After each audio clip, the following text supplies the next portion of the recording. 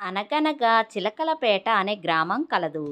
ఆ గ్రామానికి చిట్టమ్మ అనే ఒక పెద్దావిడ వచ్చింది. ఆవిడకి నాన్న వాళ్ళెవరూ లేరు. ప్రతి ఊరు వెళ్ళి ఆవిడకి వచ్చిండే వంటలు వండి వాటిని అమ్మి వచ్చిన డబ్బులతో బ్రతుకుతూ ఉండేది. అలా ఈసారి ఆ ఊరు వచ్చింది చిట్టమ్మ. వచ్చి తను ఉండడానికి కిరాయికి ఇల్లు తీసుకొని అందులోకి దిగింది చిట్టమ్మ. హమ్మయ్య, మంచి ఇల్లే దొరికింది. నేను వంటలు చేసుకొని అమ్ముకోవడానికి సదుపాయంగా ఉంది అని ఇలా అనుకుంటూ ఉండగా పక్కనే ఇల్లున్న వెంకాయమ్మ వచ్చింది. ఎవరమ్మా నువ్వు? ఏ ఊరు నుండి వచ్చావు? అంటూ వివరాలు అడిగింది. నా పేరు చిట్టమ్మ. నాకెవరూ లేరు. ఇడ్లీలు వళ్ళు అమ్ముకొని బ్రతుకుతుంటా అంటూ తన గురించి చెప్పింది చిట్టమ్మ. అవునా, మంచి వ్యాపారమే. ఊళ్ళో ఇంతవరకు ఎవరూ ఇలాంటి వ్యాపారం పెట్టలేదు. నువ్వే మొదటిసారిగా పెడుతున్నావు. బాగానే సాగుతుందిలే. అన్నట్టు నా పేరు వెంకాయమ్మ. మీ ఇంటి ప్రక్కనే ఉంటాను.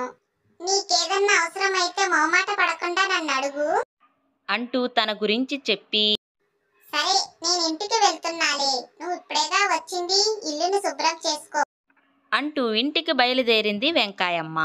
వెళుతూ వెళుతూ మనసులో, అయ్యో రామ, పల్లెటూరులో ఎక్కడైనా ఇలాంటి వ్యాపారం సాగుతుందా? అందరూ ఇంటి దగ్గర తింటారు కానీ ఈవిడ దగ్గరకు వచ్చి ఎవరైనా తింటారా? ఏమిటో ఈవిడ భ్రమ. అయినా మనకెందుకులే, పోయేది ఈవిడ సొమ్మేగా అని మనసులో అనుకుంటూ ఇంటికి వెళ్ళిపోయింది వెంకాయమ్మ. త్వరగా ఇల్లు సర్దేసుకొని రేపు ఉదయం పలహారానికి కావలసిన సరుకులు తెచ్చుకోవాలి అని అనుకుంటూ లోపలికెళ్ళింది చిట్టమ్మ. అలా ఇల్లంతా శుభ్రం చేసుకొని గబగబా దుకాణానికెళ్ళి రేపటికి కావలసిన పలహారానికి సరుకులన్నీ తెచ్చుకుంది. హమ్మయ్య, రేపటికి పలహారానికి కావలసిన సరుకులన్నీ వచ్చేసినాయి. అన్ని పనులు చేసేసుకున్నా. ఇక హాయిగా పడుకొని తెల్లవారినాక లేగాలి అని అనుకుంటూ పడుకుంది చిట్టమ్మ. అయితే తెల్లవారుజామునే లేవాలనే ఆలోచనతో పడుకునింది కాబట్టి కాసేపటికి ఎక్కడి నుంచో వినిపించిన కోడుకోతకి గబుక్కుమని లేచింది. అమ్మో, కోడి కూత కూసేసింది అంటే తెల్లవారుజాము అయినట్టే. ఇక నేను వంట మొదలు పెట్టాలి అని అనుకుంటూ గబగబా లేచి పప్పు రుబ్బి ఇడ్లీలు వళ్ళు వేసి అలాగే కొబ్బరి పచ్చడి పల్లీల పచ్చడి కూడా చేసేసి వాటిని అమ్మడానికి ఇంటి ముందు పెట్టుకుంది చిట్టమ్మ. అయితే అప్పుడే అటుగా వెళుతున్న ఒక వ్యక్తి చిట్టమ్మను చూసి, ఏంటి ఇడ్లీలు వళ్ళు పెట్టుకుంది, అమ్ముతుందా ఏంటి? అని అనుకుంటూ ఆవిడ దగ్గరికి వెళ్ళి, అమ్మా నువ్వెవరివి? ఊరికి కొత్తగా వచ్చావా ఏంటి? నువ్వు పలహారాలు అమ్ముతావా? అంటాడు అటుగా వెళుతున్న వ్యక్తి. అవునయ్యా, నేను నిన్ననే ఈ ఊరు వచ్చాను. నా పేరు చిట్టమ్మ. నేను పలహారాలు అమ్ముతూ ఉంటాను. నీకేమన్నా కావాలా తినడానికి అని అడిగింది చిట్టమ్మ. తింటానమ్మా, సమయానికి దేవతలా వచ్చావు. ఇంట్లో ఏమీ లేవు, తినడానికి ఏమీ లేదు. మా ఆవిడేమో ఊరెళ్ళింది. ఆకలేస్తుంది, నిద్రేమో పట్టడం లేదు. సరే నిద్ర పట్టడం లేదు కదా, అటు ఇటు తిరిగి వద్దామని ఇలా బయటకొచ్చానమ్మా. కాస్త ఏదో ఒకటి పెట్టు అంటూ కంగారు పెట్టాడు ఆ వ్యక్తి. ఉండయ్యా, ఉండు, పెడతాను అంటూ ఇడ్లీలు వళ్ళు పెట్టించింది చిట్టమ్మ. అతను తింటూ ఉండగా, అయ్యో పాపం, ఆకలితో రాత్రంతా నిద్రలేదా అయ్యా? అయ్యయ్యో, తెలిస్తే నేను ఏదో ఒకటి వండి పెట్టేదాన్ని అంది చిట్టమ్మ మంచిగా. రాత్రంతా ఏంటమ్మా, ఇప్పుడు నడిరాత్రేగా అయ్యింది? అన్నాడు అనుమానంగా ఆ వ్యక్తి. అవునా అయ్యా, తెల్లవారుజామున అయిపోయిందేమో అని తొందరగా లేచి గబగబా వంటంతా చేశాను.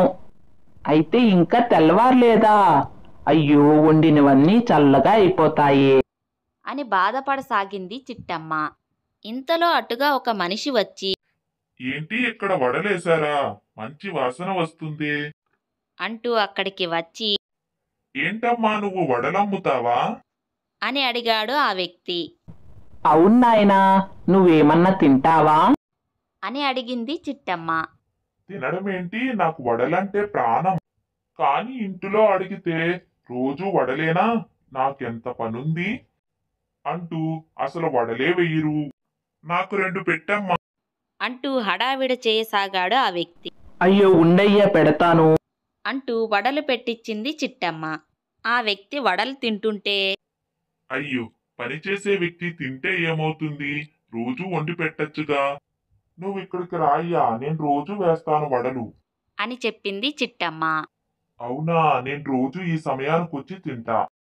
ఈ సమయానికనుకో మా ఇంట్లో వాళ్ళందరూ నిద్రపోతారు. వాళ్ళకి ఎటువంటి అనుమానము రాదు. అవును, మీరు ఇదే సమయానికి వడలేసి అమ్ముతారుగా? అని అడిగాడు ఆ వ్యక్తి అనుమానంగా. అవునయ్యా, నేను వేసి పెడతాను, నువ్వురా. అని చెప్పింది చిట్టమ్మ. అలా కాసేపటికే చాలామంది వచ్చి ఇడ్లీలు వళ్ళు తినేశారు.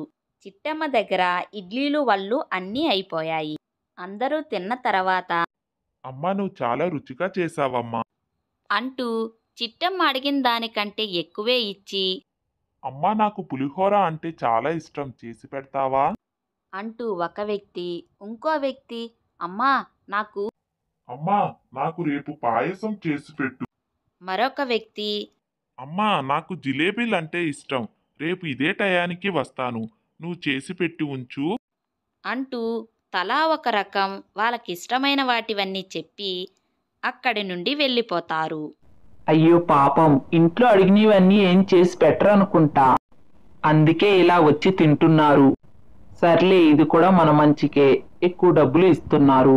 వీళ్ళు గనక రోజు ఇలాగే వచ్చి తిన్నారనుకో, నేను త్వరలోనే మంచి ఇల్లు కొనుక్కోవచ్చు.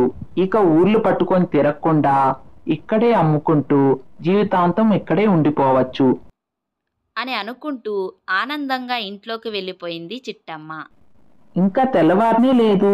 అంటే నేను రోజు నడిరాత్రుల్లో వంట చేసి పెట్టాలన్నమాట వీళ్ళ కోసం. అంటే రాత్రి అసలు పడుకోకూడదు, వంట చేసి పెట్టాలన్నమాట. సర్లే, ఏముందిలే, ఇప్పటికి అమ్మేశాననుకో, ఇప్పటి నుండి తెల్లారేదాకా పడుకోవచ్చు. తెల్లవారితో లేసి పనులన్నీ చేసుకోవచ్చు అని అనుకుంటూ నిద్రలోకి వెళ్ళిపోయింది చిట్టమ్మ. అలా రోజు చిట్టమ్మ ఎవరికి ఏం కావాలో వండి పెడుతూ డబ్బులు సంపాదించసాగింది. అయితే పక్కింటి వెంకాయమ్మకు మాత్రం చిట్టమ్మ ఎప్పుడు వ్యాపారం చేస్తుందో అర్థం కావటం లేదు. చిట్టమ్మ ఎప్పుడు వ్యాపారం చేస్తుంది? నేను లేచి చూసేసరికేమో ఇక్కడ ఏమీ ఉండటం లేదు. అడిగితేనేమో వ్యాపారం బాగానే సాగుతుంది అని చెబుతుంది. రేపు ఉదయమే లేచి చూడాలా అసలు ఎలా సాగుతుందో అని అనుకుంటూ పడుకునింది వెంకాయమ్మ. అయితే పడుకున్న వెంకాయమ్మకు అసలు నిద్రే పట్టటం లేదు. అసలు చిట్టమ్మ ఎలా వ్యాపారం చేస్తుంది? అసలు వ్యాపారమే సాగదనుకున్నానే. ఎలా చేస్తుందప్పా? అసలు ఎవరెవరు వచ్చి తింటున్నారు? ఇదే ఆలోచనతో అసలు నిద్రే పోలేదు. కిటికీలో నుంచి చిట్టమ్మ ఇంటివైపే చూస్తూ ఉంది. అయితే చిట్టమ్మ నడిరేత్రికే వంటలన్నీ చేసుకొని సిద్ధంగా బయట పెట్టుకొని ఉంది. అదేంటి ఈ సమయానికి పెట్టుకుంది? అసలు ఈ సమయానికి అందరూ నిద్రపోతారు కదా, ఎవరొచ్చి తింటున్నారబ్బా అని ఆతృతగా చూడసాగింది. అలా చూస్తుండగానే ఎంతోమంది వచ్చి ఇష్టంగా తినసాగారు. కొంతసేపటికే చిట్టమ్మ దగ్గర ఉన్నవన్నీ అమ్ముడు అయిపోయినాయి. అందరూ తినేసి ఎవరిళ్లకు వాళ్ళు వెళ్ళిపోయారు. చిట్టమ్మ కూడా అన్నీ సర్దుకొని లోపలికి వెళ్ళిపోయింది. అమ్మో, ఇంత బేరం జరుగుతుందా? ఇదంతా నాకు తెలియక అంతా పోగొట్టుకున్నా. నేనే ఈ వ్యాపారం పెడితే ఆ లాభం అంతా నాకే వచ్చేది అని మనసులో అనుకొని, ఈ చిట్టమ్మ ఉండగా నేను మరో వ్యాపారం పెట్టలేను. అంటే ఈ చిట్టమ్మని ఊర్లో నుండి పంపించేయాలి అని ఆమెను పంపించడానికి ఏం చెయ్యాలా అని ఆలోచించి ఒక ఆలోచన వచ్చి, అవును, ఇలా చెబితే చిట్టమ్మ ఈ ఊర్లో నుంచి వెళ్ళిపోతుంది. అది వెళ్ళిపోగానే నేను కూడా అదే వ్యాపారం చేస్తాను. అప్పుడు నాకు బోల్డ్ లాభాలు వస్తాయి అని అనుకొని తృప్తిగా పడుకొని నిద్రపోయింది వెంకాయమ్మ. ఆ మరుసటి రోజే లేచి చిట్టమ్మ దగ్గరికి వెళ్ళి, చిట్టమ్మ చిట్టమ్మ, నువ్వు రోజు పలహారాలు ఎవరికి అమ్ముతున్నావో తెలుసా? తెలిసి అంత ధైర్యంగా అమ్ముతున్నావా అంటూ కంగారు పడసాగింది వెంకాయమ్మ. ఏంటి వెంకాయమ్మ, ఎందుకంత కంగారు పడుతున్నావేంటి? నేనెవరికి అమ్మడం ఏంటి? ఈ ఊర్లో వాళ్ళకేగా అని అంది అమాయకంగా చిట్టమ్మ. ఊర్లో వాళ్ళెవరు? అసలు గట్టిగా మాట్లాడాలంటే బ్రతుకున్నోళ్లే కాదు, వాళ్ళు చచ్చిపోయినోళ్ళు. వాళ్ళు దయ్యాలై నీ దగ్గరకు వచ్చి తింటున్నారు. నువ్వు ఈ ఊరికి కొత్త కాబట్టి నీకు తెలియక వాళ్ళకి భయం లేకుండా వండి పెడుతున్నావు. అంటూ భయంకరంగా చెప్పింది వెంకాయమ్మ. అవునా, వాళ్ళంతా దయ్యాలా? నాకు తెలియలేదు పాపం. ఇంట్లో వాళ్ళు అడిగినవి వండి పెట్టడం లేదేమో అని, అందుకే నా దగ్గరకు వచ్చి తింటున్నారేమో అని, అందులోనూ నాకు ఎక్కువ డబ్బులు ఇస్తున్నారు కదా అని ఆశపడి వాళ్ళకి వండి పెడుతున్నాను. అంతేకాని వాళ్ళు దయ్యాలని నాకు తెలీదు అని భయపడసాగింది చిట్టమ్మ. అంటే అస్సలు ఇంత కూడా ఆలోచించవా చిట్టమ్మ? అసలు అర్ధరాత్రి ఎవరైనా మనుషులనే వాళ్ళు తింటారా? దయ్యాలే తింటాయి. అది కూడా తెలియకుండా వ్యాపారం చేస్తున్నావు. అంటూ నమ్మబలికింది వెంకాయమ్మ. అమ్మో దయ్యాలా, ఇక నేను వండి పెట్టను. ఇక వ్యాపారం చేయనప్పుడు ఇక్కడెందుకు, వేరే ఊరు వెళ్ళి అక్కడ చేసుకుంటా అంది చిట్టమ్మ. నిజమే, నువ్వు వ్యాపారం చేసుకోకపోతే ఎలా బ్రతుకుతావు? వేరే ఊరు వెళ్ళి పెట్టుకోలే. ఇక్కడ పెట్టుకున్నావంటే మళ్ళీ ఆ దయ్యాలే వస్తాయి. ఒకవేళ అవి చెప్పింది నువ్వు వండలేదనుకో, అవి నిన్ను తినేస్తాయి. అంటూ ఇంకాస్త దడిపించింది వెంకాయమ్మ. ఇక అంతే, ఆ దెబ్బతో చిట్టమ్మ వేరే ఊరు వెళ్ళిపోయింది. అమ్మయ్య, పీడ ఎరగడయింది. ఇక నేను మొదలు పెడతా ఆ వ్యాపారం అని అనుకుని ఆ రోజుటికి ఆ రోజే సరుకులు తెచ్చుకొని అర్ధరాత్రి సమయానికల్లా అన్నీ వండుకొని ఎదురుగా కూర్చుంది. వచ్చి తిన్నోళ్ళందరూ మనం అడిగిన దానికంటే ఎక్కువే ఇస్తారని చెప్పింది చిట్టమ్మ. అంటే కాస్త ఎక్కువే అడుగుతా, ఇంకాస్త ఎక్కువ ఇస్తారు. ఆ తర్వాత నేను త్వరగానే కోటీశ్వరాలు అయిపోతా అని అనుకొని ఎవరైనా వస్తారేమో అని ఎదురు చూడసాగింది వెంకాయమ్మ. ఇంతలోనే ఒక వ్యక్తి వచ్చి ఇక్కడ చిట్టమ్మ ఉండాలి కదా, ఏది నువ్వేంటి అమ్ముతున్నావు? అని అడిగాడు. చిట్టమ్మ ఊరు వదిలి వెళ్ళిపోయింది. ఇక వ్యాపారం చేసేది నేనే అని చెప్పింది వెంకాయమ్మ. సర్లే, నాకు ఆ వడలు పెట్టు అన్నాడు ఆ వ్యక్తి. నువ్వు ఈ ఊరి మనిషిలా లేవు.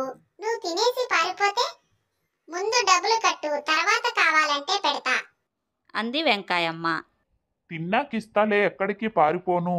అయినా నువ్వు వేసిన వడలు రుచిగా ఉన్నాయో లేదో చూడద్దా? అన్నాడు ఆ వ్యక్తి. నేను రుచిగానే వేశాను, ముందు డబ్బు కట్టి తిను అంది వెంకాయమ్మ. అలా వాళ్ళిద్దరూ పోట్లాడుకుంటూ ఉండగా మరికొంతమంది అక్కడికి వచ్చారు. వాళ్ళని చూసి మీరు కూడా ఈ ఊరి వ్యక్తుల్లా లేరే, అంటే వీళ్ళకు కూడా ముందు డబ్బులు ఇచ్చిన తర్వాతే పెట్టాలి. మీరు కూడా ముందుగా డబ్బులు కట్టండి, తర్వాత కావాలంటే పెడతాను అంది వెంకాయమ్మ. ముందుగా మేము అడిగింది పెడతావా, లేకపోతే నిన్ను తినేయమా? అంటూ అందరూ దయ్యాలైపోయారు. అంతే, వెంకాయమ్మ భయపడుతూ తినండి తినండి అంటూ ఉన్నవన్నీ ఇచ్చేసింది. వాటిని నోటులో పెట్టుకొని రుచి చూసి ఏమే వెంకాయమ్మ, ఇవి ఇడ్లీలు వళ్ళు అంటారేమే, రాళ్ళే. రుచిగా చేసే చిట్టమ్మని వెళ్ళకొట్టావు. పోనీ నువ్వైనా రుచిగా చేస్తున్నావంటే ఇవి రాళ్ళులాగా ఉన్నాయే. అంటూ వాటిని వెంకాయమ్మ వైపుకి విసిరేశాయి ఆ దయ్యాలు. ఇంకొకసారి ఇట్లాంటి వండి పెట్టావంటే నిన్ను చంపుకు తినేస్తాం అంటూ మీదపడిపోయాయి దయ్యాలు. నన్నేం చేయకండి, నేను ఇక్కడ వ్యాపారమే చెయ్యను అంటూ కింద మీద పడుతూ లోపలికి వెళ్ళిపోయింది వెంకాయమ్మ. వెంకాయమ్మను చూసి ఆ దయ్యాలన్నీ పకపక నవ్వుకుంటూ అక్కడి నుండి వెళ్ళిపోయాయి. ఇక ఆ రోజుటి నుండి వెంకాయమ్మ వ్యాపారం అన్న మాటే ఎత్తలేదు. ఫ్రెండ్స్, మన కథ చూశారు కదా. మన వీడియో కన్నా నచ్చినట్లయితే లైక్, షేర్, సబ్స్క్రైబర్ చేసుకోండి. మరో మంచి వీడియోతో మళ్ళీ కలుద్దాం.